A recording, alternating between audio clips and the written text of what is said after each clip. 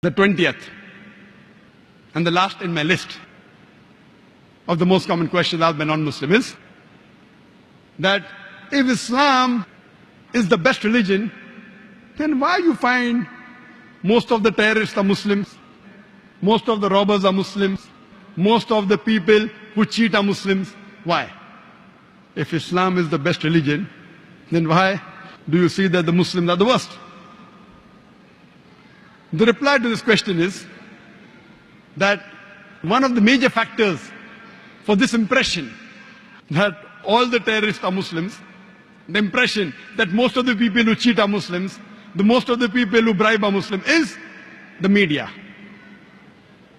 And about 5 years back,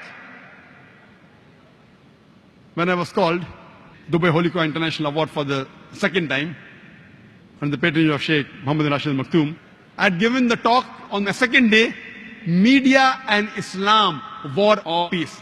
And I described in detail what is the strategy of the media to malign Islam. And I also gave a talk, Islam, the solution to the problems of humanity. The media says Islam is the problem for humanity. Actually, Islam is the solution for the problems of humanity. That's why the tagline of the Peace TV is the solution for humanity. That means Islam is the solution for humanity. What does the media do? Time will not permit me to give in detail. I'll just wind up my answer in a couple of minutes. What does the media do? Media picks up the black sheep of the community and they portray as though they're exemplary Muslims. See, we have black sheep in the community.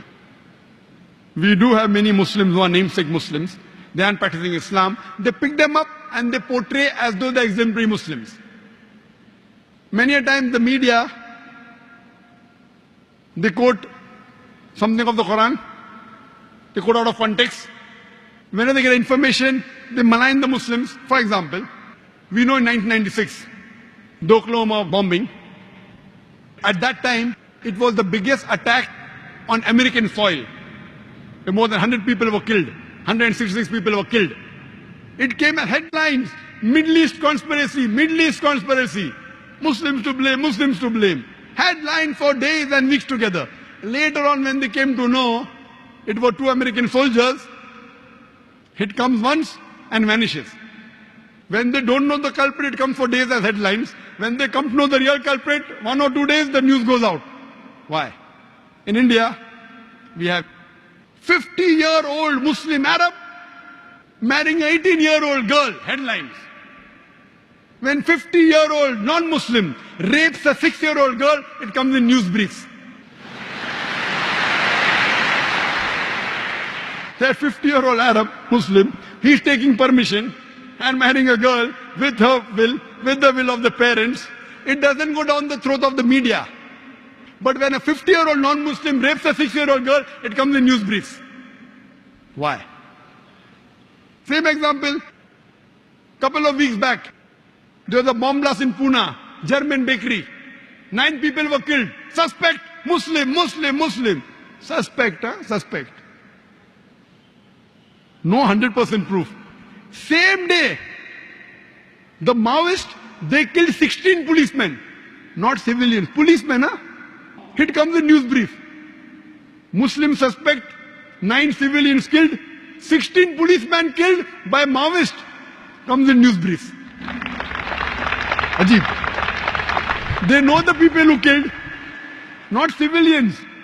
They have got cannons, rocket launchers. They bombard the full police station. Comes in news brief. They don't know who did the Pune bomb blast. Muslim suspect. And it's continuously there for many days. They don't know who did it. Who they know did it because it's a Maoist, communist, non-Muslim, news briefs. Or maybe front page, some papers, but below. And it vanishes out of the media. So the major cause is the media. Media and Islam, war or peace. Unfortunately, Muslims are very weak in media. Very weak. We may have good media about song channel, dance channel, many. But Islamic channels, unfortunately.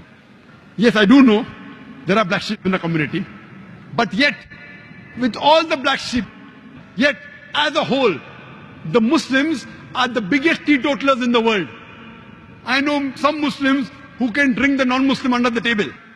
But as a whole, the biggest community of teetotalers in the world are Muslims. The biggest community as a whole that gives charity, they are Muslims. There is no non-Muslim, no human being in the world who can show a candle to a practicing Muslim as far as modesty is concerned, as far as sobriety is concerned, as far as human values are concerned, as far as ethics are concerned.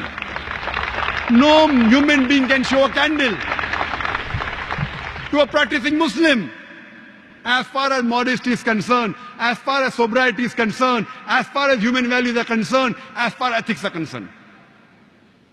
And I always give the example.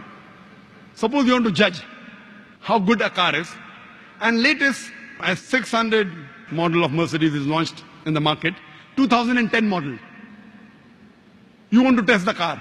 You put behind the steering wheel a driver who does not know how to drive, and he bangs up the car. He has an accident. Who will you blame? Will you blame the car or the driver? Driver. If you want to know how good the car is, you have to know the specifications. What is the pickup? What are the safety measures? What is the ratio? What is the average of the car? Anti-brake locking system. Look at the specifications. And really, if you want to test drive the car, put behind the steering wheel an expert driver. If you really want to know about Islam, don't look at the Muslims. Look at the scriptures, the glorious Quran and the Sahih Hadith. Don't look at me. Don't look at the Muslims. If you really want to test drive a car, put behind the steering wheel an expert driver. The best exemplary Muslim you can find is Prophet Muhammad Sallallahu Alaihi Wasallam. Read his seerah, you will find he's the best exemplary Muslim and the best exemplary human being that has lived.